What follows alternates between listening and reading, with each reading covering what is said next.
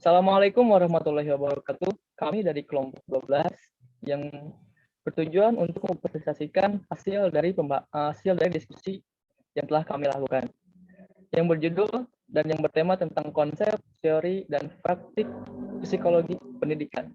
Dan sebelumnya daripada langsung ke inti materi yang akan kita berikan, yang pertama kita akan memperkenalkan dulu anggota-anggota yang kita miliki. Yang pertama adalah Amelia Putri Aulia, dan kedua adalah Haji Permana Surya, yang ketiga adalah Sri Putri Rahayu. Oke, langsung saja kepada pembahasan materi yang akan kita presentasikan, yang akan kami presentasikan. Oke. Ya. Psikologi pendidikan. Psikologi pendidikannya. Psikologi pendidikan memiliki banyak pengertian, terutama adalah pengertian dari bahasa. Ya, menurut bahasa, seperti yang kita ketahui sering kami dari bahasa Yunani, yaitu phys, yang berarti jiwa, dan logos, yang berarti itu ilmu. Secara harfiah berarti bahwa ilmu tentang jiwa atau ilmu jiwa. Ya. Selain dari bahasa, ada juga beberapa pengertian menurut para ahli, seperti Ernest Singer pada tahun 1997, yang di dalam bukunya Introduction to Psychology, yang berarti bahwa psikologi adalah ilmu yang mempelajari tingkah laku manusia dan hewan lainnya. Yang kedua adalah George A. Miller dalam bukunya Psychology and Communication. Ya, seperti dalam bukunya itu tertulis bahwa psikologi merupakan ilmu yang berusaha menguraikan, meramalkan, dan mengendalikan peristiwa mental dan tingkah laku.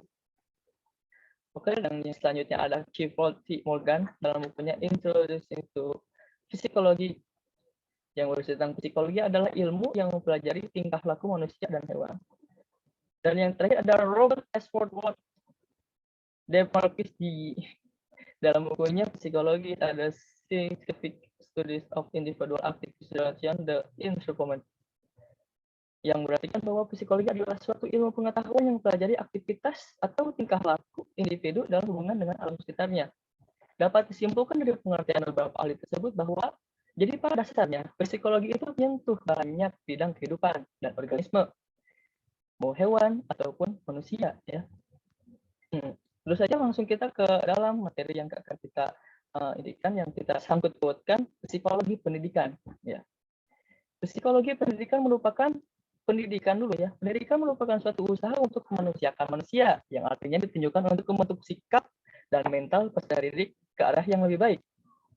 Ya, seperti tercantum dalam Undang-Undang RI Nomor 20 Tahun 2003, bahwa pendidikan adalah usaha sadar tercantum mewujudkan suasana belajar, ya, sehingga membentuk karakter bangsa, ya, dan negara yang berakhlak mulia. Ya. Oke, ya, langsung saja ke hubungannya dengan ilmu pendidikan psikologi. Psikologi dan ilmu pendidikan tidak dapat dipisahkan satu dengan yang lainnya, karena di antara psikologi dengan ilmu pendidikan mempunyai hubungan timbal balik. Ya. Ilmu pendidikan sebagai suatu disiplin bertujuan memberikan bimbingan hidup manusia sejak ia lahir sampai mati. Pendidikan tidak akan berhasil dengan baik jika tidak dibarengi dengan psikologi. Demikian pula, watak dan kepribadian seorang ditunjukkan oleh psikologi. Ya, lanjut ke materi selanjutnya, yaitu kontribusi psikologi pendidikan bagi teori dan praktek pendidikan. Ya. Yang pertama adalah kontribusi psikologi pendidikan terhadap pengembangan kurikulum.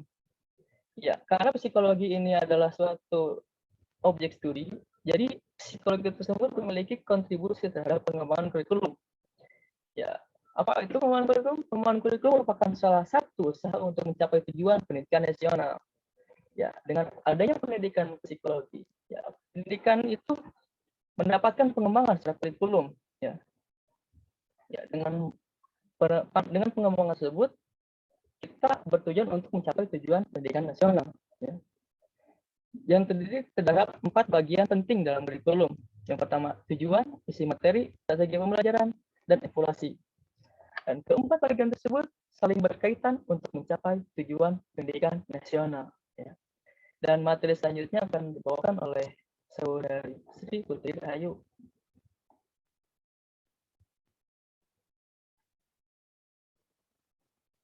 Mic-nya mati.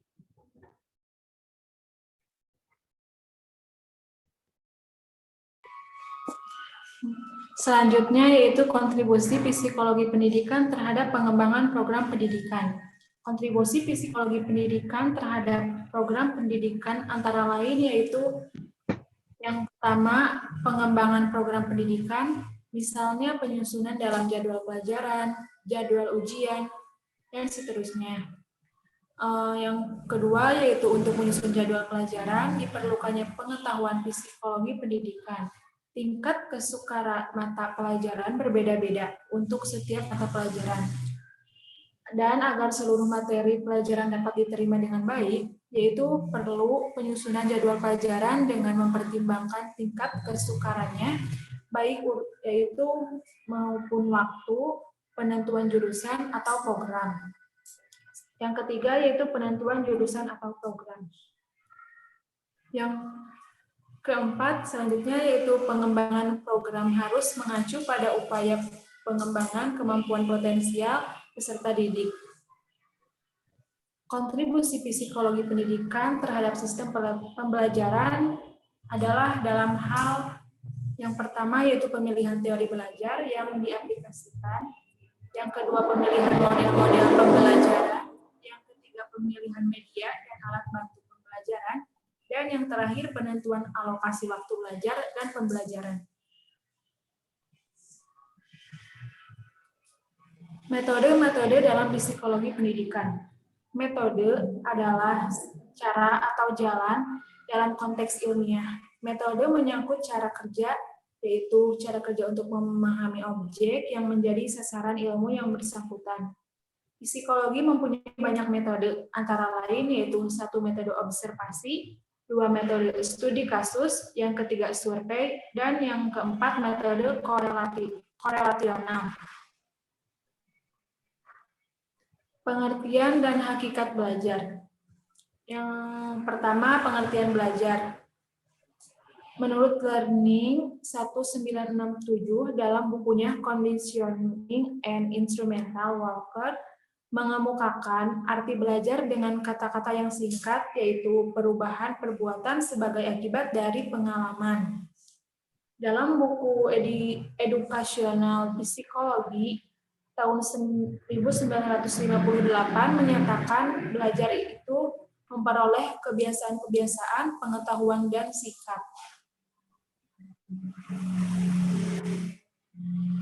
Dan yang kedua yaitu hakikat belajar. Hakikat belajar sangat penting untuk kita ketahui dan untuk dijadikan pegangan dalam memahami secara mendalam masalah belajar. Dari pengertian belajar, ada kata yang sangat penting untuk dibahas, yaitu kata perubahan, tetapi perlu diingatkan bahwa perubahan yang terjadi akibat belajar adalah perubahan yang bersentuhan dengan aspek kejiwaan dan mempengaruhi tingkah laku. Jadi, hakikat belajar itu perubahan, dan tidak setiap perubahan adalah sebagai hasil belajar. Yang ketiga, ciri-ciri belajar. Ciri-ciri belajar antara lain yaitu 1. Perubahan yang terjadi secara sadar, 2. Perubahan dalam belajar bersifat fungsional, 3. Perubahan dalam belajar bersifat positif dan aktif, 4. Perubahan dalam belajar bukan bersifat sementara, 5. Perubahan dalam belajar bertujuan dan terarah, 6. Perubahan mencakup seluruh aspek tingkah laku. Yang keempat, teori-teori belajar. Teori-teori belajar antara lain yaitu 1. Teori belajar behavioristik. Teori belajar ini adalah sebuah teori yang berorientasi pada hasil yang dapat diukur dan diamati, agar perilaku yang diinginkan dapat menjadi kebiasaan. Diperlukan penggunaan pengulangan dan pelatihan dalam teori belajar behavioristik ini. Selanjutnya, teori belajar kognitif, yaitu proses belajar akan berjalan dengan baik apabila materi pelajaran yang diberikan secara berkesinambungan dan beradaptasi dengan tepat dengan struktur kognitif yang telah dimiliki siswa sebelumnya. Selanjutnya, teori belajar humanistik, Tujuan dari proses belajar adalah untuk memanusiakan manusia itu sendiri. Proses belajar itu akan dianggap berhasil apabila pelajar telah memahami lingkungannya serta dirinya sendiri dan berusaha untuk mencapai aktualisasi diri dengan sebaik-baiknya. Jenis-jenis belajar. Selanjutnya akan disampaikan oleh Amelia. Baik, yang kelima, yakni ada jenis-jenis belajar. Yang pertama, belajar dari arti kata-kata. Maksud dari belajar arti kata-kata adalah orang mulai menangkap arti yang terkandung dalam kata-kata yang digunakan.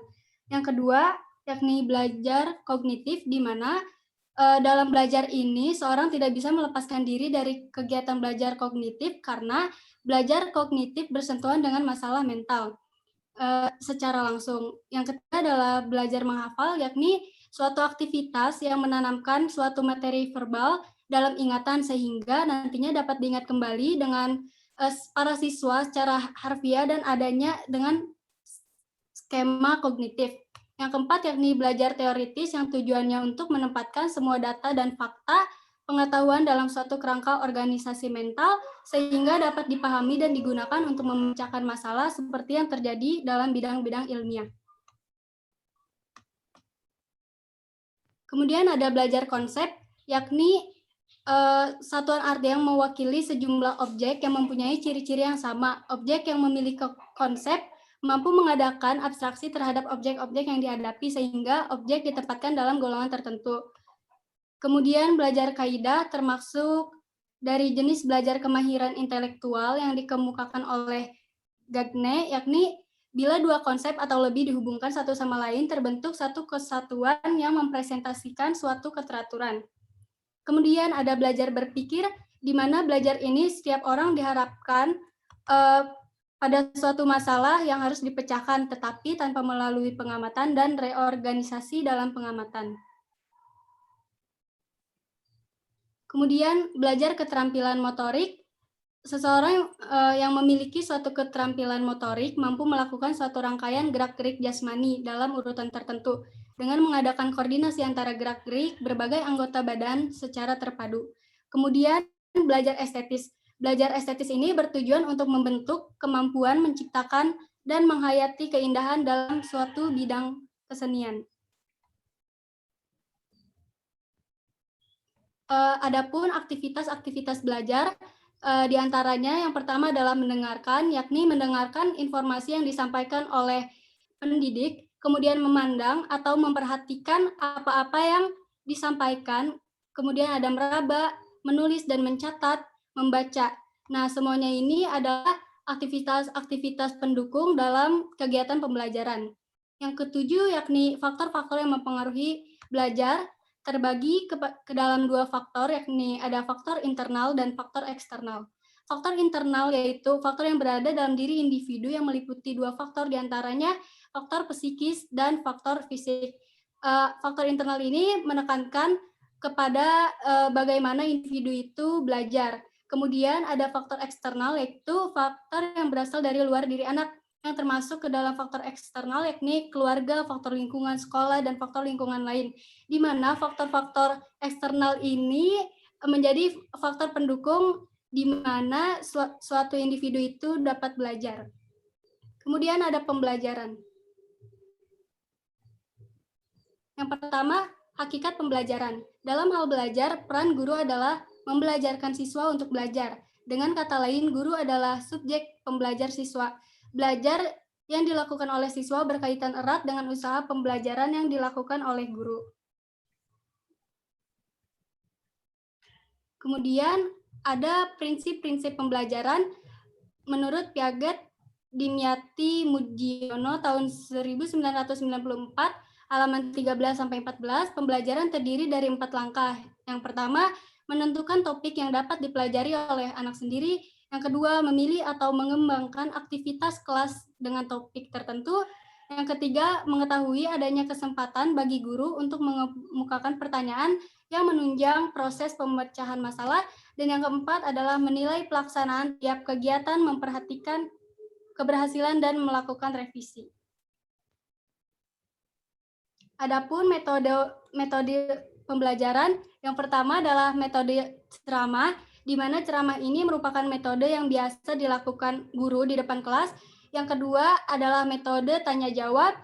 Ini adalah aktivitas guru untuk menanyakan suatu individu itu memperhatikan atau tidaknya, kemudian metode diskusi untuk memecahkan suatu permasalahan, lalu ada metode simulasi, metode demonstrasi, dan metode pemberian tugas. Hal ini merupakan faktor-faktor yang menjadi penilaian bagi seorang guru terhadap siswanya. Yang keempat adalah pendekatan pembelajaran. Pendekatan pembelajaran merupakan salah satu cara yang ditempuh guru dalam pelaksanaan pembelajaran agar konsep yang disajikan dapat diadaptasikan oleh siswa. Jadi pendekatan pembelajaran ini adalah bagaimana cara guru agar siswa itu dapat mengerti apa yang ia pelajari. Ya, Terima kasih. Saya kembalikan kepada moderator. Ya, terima kasih untuk para pemateri yang telah menyampaikan materinya. Ya. Jadi dalam konsep teori dan praktik psikologi pendidikan ini, ya, dari kesimpulan bahwa ya psikologi pendidikan yaitu ya psikologi pendidikan yang berartikan bahwa ilmu tentang jiwa atau ilmu jiwa dalam bahasa, ya, dan dapat dari kesimpulan juga bahwa pada dasarnya ilmu psikologi itu menyentuh banyak bidang kehidupan, ya, baik manusia maupun hewan, ya. Dan psikologi pendidikan itu merupakan memiliki keterkaitan timbal balik dengan pendidikan, karena timbal balik ini dapat menyebabkan perkembangan terhadap kurikulum yang ada dalam pendidikan. Dengan adanya perkembangan kurikulum yang ada dalam pendidikan, membuat tujuan dari kurikulum itu dapat tercapai, ya. Jadi sangatlah penting bahwa psikologi pendidikan itu ada dalam pendidikan. Terima kasih untuk perhatiannya, semoga ada manfaatnya, dan mohon maaf banyak sekali kekurangan dalam penyampaian materi ini. Kami segenap kelompok 12 dengan undur diri. Assalamualaikum warahmatullahi wabarakatuh. Waalaikumsalam warahmatullahi wabarakatuh.